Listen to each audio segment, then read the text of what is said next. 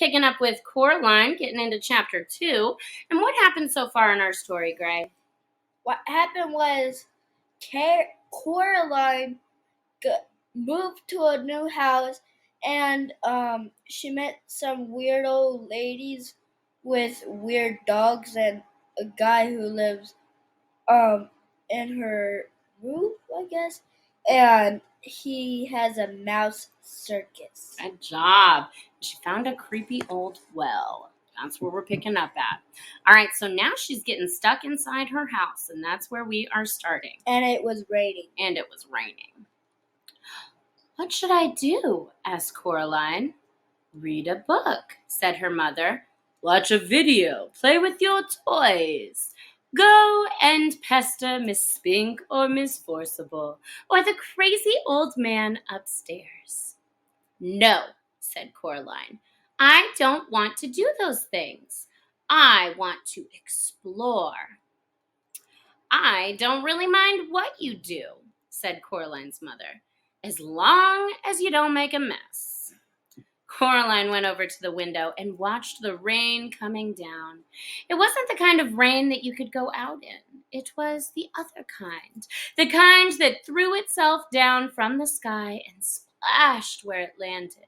It was the rain that meant business, and currently its business was turning the garden into muddy, wet soup.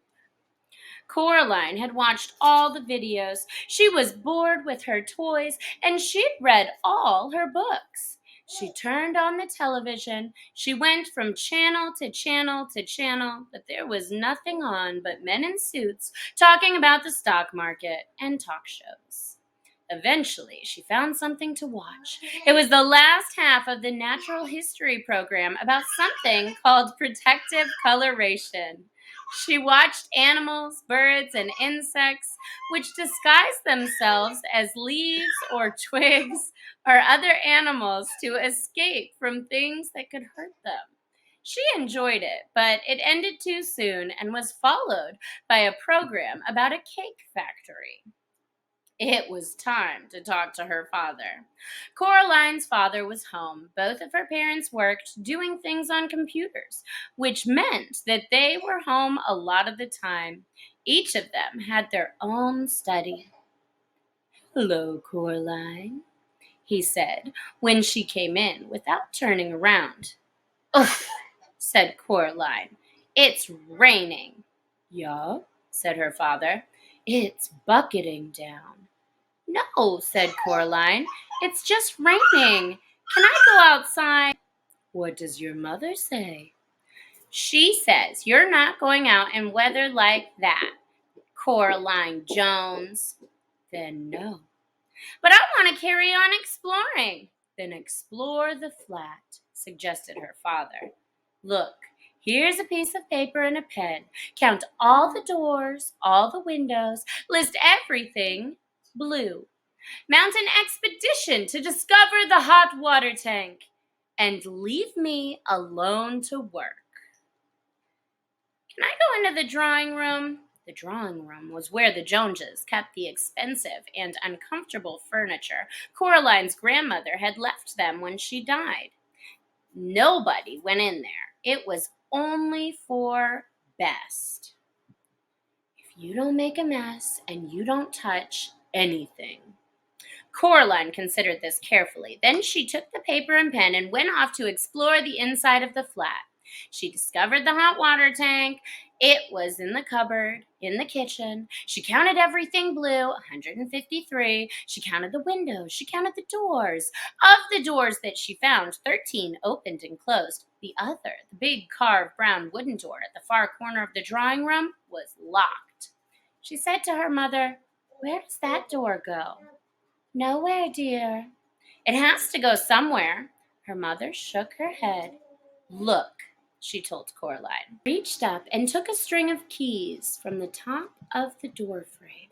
She sorted through them carefully and selected the oldest, biggest, blackest, rustiest key. They went into the drawing room. She unlocked the door with the key. The door swung open. Her mother was right. The door didn't go anywhere. It opened up to a brick wall. When this place was just one house, said Coraline's mother, that door went somewhere. When they turned the house into flats, they simply bricked it up. The other side is the empty flat on the other side of the house, the one that's still for sale.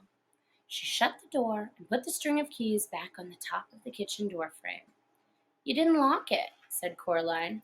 Her mother shrugged. Why should I lock it? She asked. It doesn't go anywhere. Coraline didn't say anything. It was nearly dark outside now, and the rain was still coming down, pattering against the lights of the cars in the street outside. Coraline's father stopped working and made them all dinner. Coraline was disgusted. Daddy, she said, you've made a recipe again. It's leek and potato stew with a tarragon garnish and melted Gruyere cheese, he admitted. Caroline sighed. Then she went to the freezer and got out some microwave chips and microwave mini pizza. No, I don't like recipes, she told her father. While her dinner went around and around, the little red numbers on the microwave counted down to 0. If you tried it, maybe you'd like it, said Coraline's father. She shook her head. That night, Coraline lay awake in her bed. The rain had almost stopped, and she was almost asleep when something went. She sat up in bed. Something went. Coraline got out of bed and looked down the hall, but saw nothing strange. She walked down the hall from her parents' bedroom, came to a row snoring, that was her father, and an occasional sleeping mutter, that was her mother. Coraline wondered if she'd dreamt it. Whatever it was, something moved. It was a little more than a shadow, and it scuttled down the darkened hall fast, like a little patch of light. She hoped it wasn't a spider. Spiders made Coraline intensely uncomfortable. The black shape went into the drawing room, and Coraline followed it a little nervously. The room was dark. The only light came from the hall, and Coraline, who was standing in the doorway, cast a huge and distorted shadow into the drawing room carpet. She looked like a thin, giant woman. Coraline was just wondering whether or not she ought to turn on the lights when she saw a black shape edge slowly out from beneath the sofa. It paused, and then it dashed silently across the carpet towards the farthest corner of the room. There was no furniture in that corner of the room. Coraline turned on the light. There was nothing in the corner, nothing in the old door that opened onto the brick wall. She was sure that her mother had shut the door, but now it was ever so slightly open, just a crack. Coraline went over to it and looked in. There was nothing there, just a wall built of red bricks. Coraline closed the old wooden door, turned out the light, and went to bed. She dreamed of black shapes that slid from place to place, avoiding the light until they were all gathered together under the moon. Little black shapes with little red eyes and sharp yellow teeth.